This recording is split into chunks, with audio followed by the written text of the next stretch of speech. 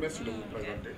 Je suis le professeur Fatou Bintoussa, directrice de la recherche et de l'innovation scientifique à l'Université Iba Der Thiam de Thiès. Et dans le cadre de ce qui nous réunit aujourd'hui, je suis le project manager de Elevate Her. D'accord. Une idée de ce qui nous réunit ce matin à l'auditorium de Thiès, c'est quoi exactement? Alors aujourd'hui, c'est vraiment un événement qu'on a voulu de grande ampleur pour sensibiliser et informer sur les difficultés auxquelles les femmes sont confrontées dans les universités sénégalaises pour mener leur carrière, pour atteindre leurs objectifs de carrière.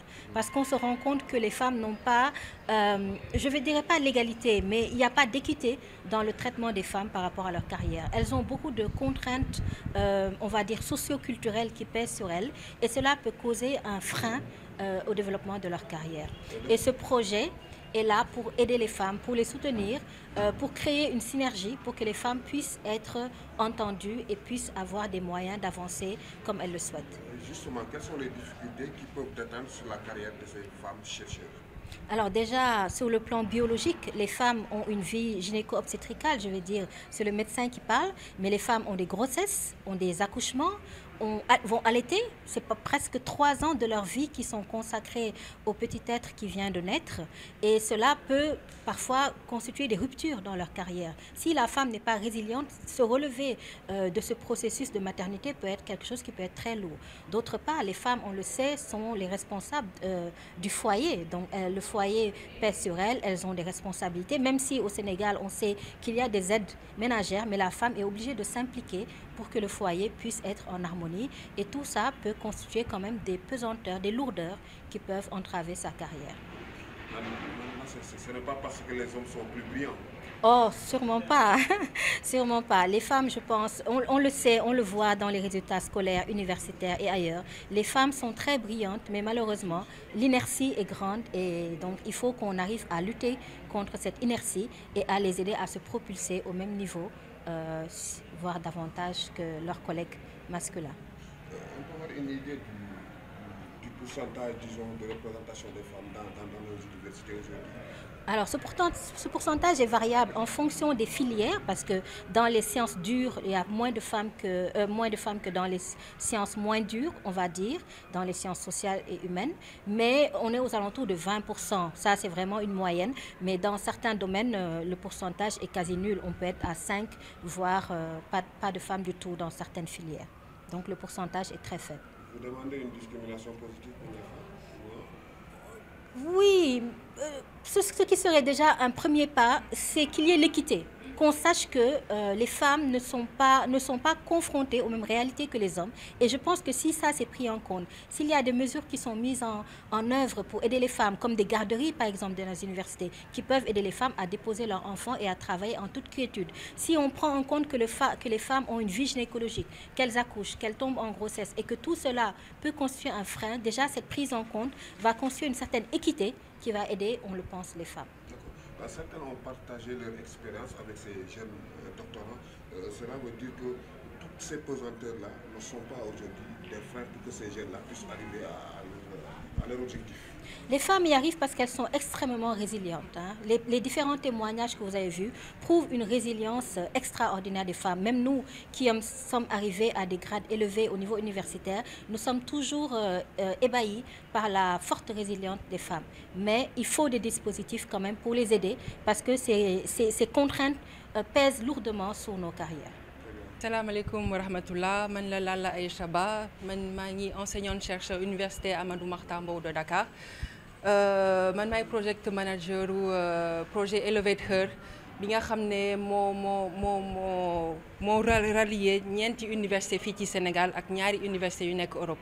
Ñeenti université yi mooy université Gaston Berger de Saint-Louis, université El Hadji Ibrahima Niass Hussein ak université de Thiès ak bii ma bokk nii UAM. ñaari université européenne yi mooy université Saint-Étienne ak université Alicante nga may ma wax ne que université Alicante en fait moo boole ñeenti juróomi université yooyu pour dugal leen ci projet bi pour ñu mën a yegg si fii tey ñii pour ñu mën waxtaan ak yéen. projet bi lan lañ ci mën a dégg exactement? projet bi biñ ko taxawalee dugal ci université sénégalaise yi parce que dañoo gis ne que fii ci Sénégal jigéen yi ñu ngi jàng ñu ngi avancé mais ñu ci bare en fait dañuy arrêté dañuy jël ay chemin yu gën a yomb parce que en fait duñ leen yombalal seen progression comme góor ñi en fait ni ñuy progresser ci carrière scientifique bi carrière universitaire bi jigéen ñi bu ñu leen gisee par exemple boo jëlee communauté universitaire bi jigéen yu néew en fait ñooy yegg ba fii seen moroomu góor yi di yegg léegi projet bi dafa ñëw pour wane en fait ne que mun nañ ñu jàppalante ñun suñu biir mun nañu teg ay moyens mun nañu accompagner dans tous les sens du terme ci bépp fànn en fait pour ñu mën a yegg fi suñu collègue góor ñi yegg tey. boo gisee dans de ci bépp fànn ci bépp anam jigéen mooy ëmb jigéen mooy jur jigéen mooy wasin mooy am doom.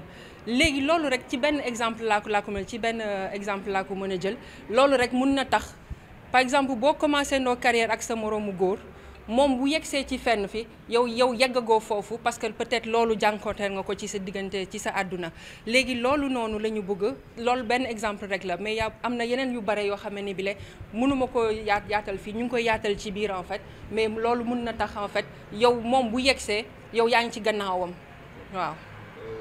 lan la ñu mën a def ba loolu ñu renverser la tendance.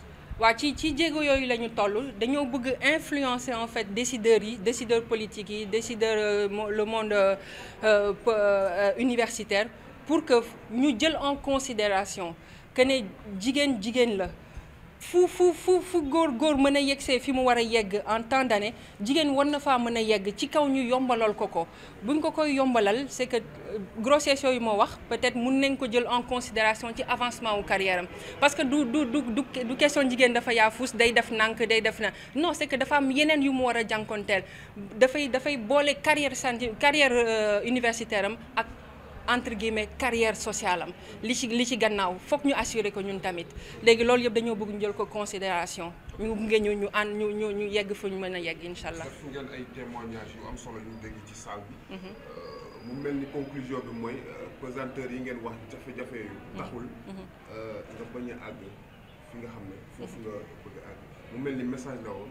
jeune doctorant jeune chercheur. dëgg la li nga wax noonu la panélistes yi wax fi mu nekk nii dañ leen choisir parce que dañoo jànkonteel ay difficultés mais n'empêche yegg nañ ci léegi bu fekkee ne mun nañu jàppale sunu rakk yi ba ñu bañ a jaar fi ñuy jaar ñu ñëw rek xuus yegg directement dañ koy def looloo tax ñu indi leen pour par exemple bu ñu munee obstacle yi ñu surmonter leen sans y passer looloo tax ñuy waxtaan foofu mais alhamdulilah ñi ngeen gis rek ñu wax yegg nañ fi ñu bëgg yegg alhamdulilah te ñeneen ñi ñu ngi doog a commencer seen carrière te ñaanal leen ñu yegg fi ñu bëgg yegg. kon faible représentation jigéen ñi ci université yi tekkiwul ne góor yi leen gën a xarañ. ah mu ko ci àddina bi déedéet waay non ñoo yem xarañte c'est que ñun dafa am voilà lu ñu xaw a tënk léegi ci loolu la ñu nekk di discuter et pour trouver des avancées incha allah.